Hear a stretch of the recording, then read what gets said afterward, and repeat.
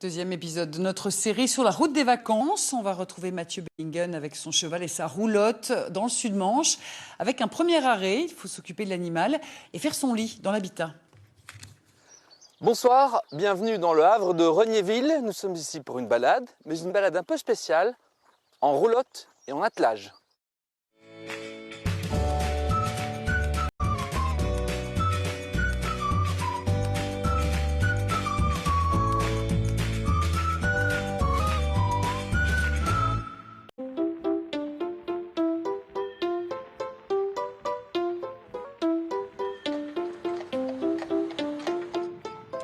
Ça y est, nous avons les choses bien en main. Virgule, le cob normand qui tire la roulotte, est un compagnon idéal. Et Pascal, le mari de Lydia, fait un bout de route avec nous.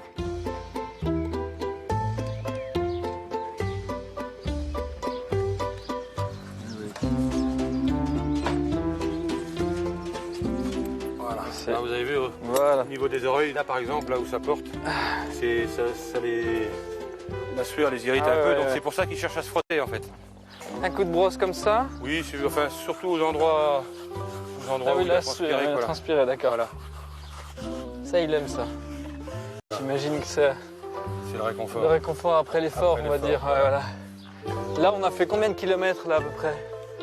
On a fait entre 8 et 10. Ouais. Ils peuvent faire combien par jour? En allant tranquillement, on peut faire jusqu'à 25-30 km quoi. 25-30 km par jour Si quand même. on compte une journée entière, on va dire. Ouais, ça fait une trotte. Alors je sais pas si je fais bien là, ça va? Non, c'est bien. Ah, ça fait du bien ça, hein. On y voit un peu plus clair. Alors est-ce que moi j'ai fait du travail correct ou est-ce qu'il faut encore que je le brosse quelque part? Je pense que c'est correct, il y a juste une petite tache là. Une petite tache là, voilà. D'accord. C'est perfectionniste, c'est bien, ça me plaît.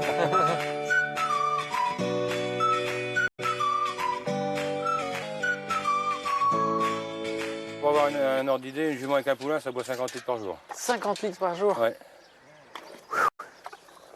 C'est la règle aussi avec on désaltère les chevaux et après on désaltère les hommes. En fait, les vacances, c'est du boulot. Ah oui, d'accord. Ce truc pèse une tonne.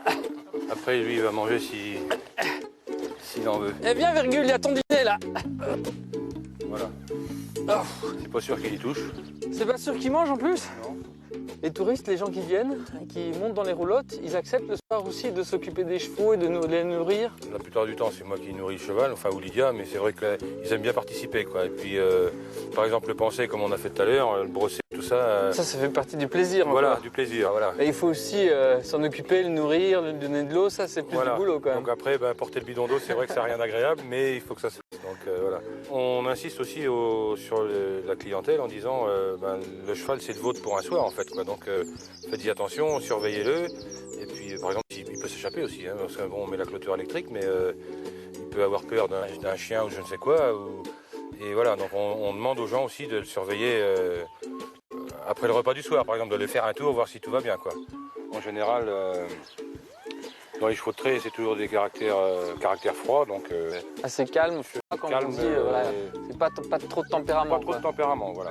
Alors Lydia, merci de nous rejoindre. Maintenant qu'on a terminé la balade, vous allez nous montrer où on va passer la nuit et où on va installer ça.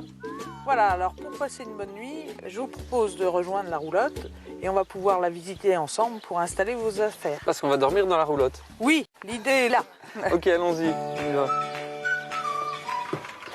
Alors, voilà la roulotte. La roulotte complètement équipée. Oui. C'est vous qui l'avez équipée? Oui, tout à fait. On a aménagé un lit, un coin cuisine, le coin vaisselle.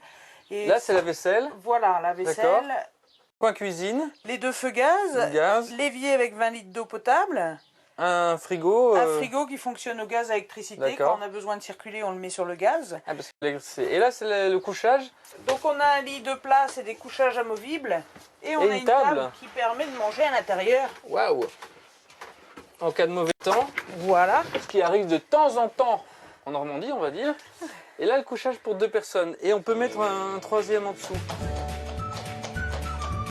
Notre projet continue à grandir et après les roulottes, après pouvoir accueillir des gens pour offrir des séjours en roulotte, on va aller un peu plus loin en créant un projet, un bâtiment et recevoir les gens sur un lieu propice au développement de l'attelage. Voilà, notre journée à bord se termine. Ce soir, nous allons passer la nuit dans notre roulotte. Je vous en parle demain, mais demain, on part à la pêche. Summertime.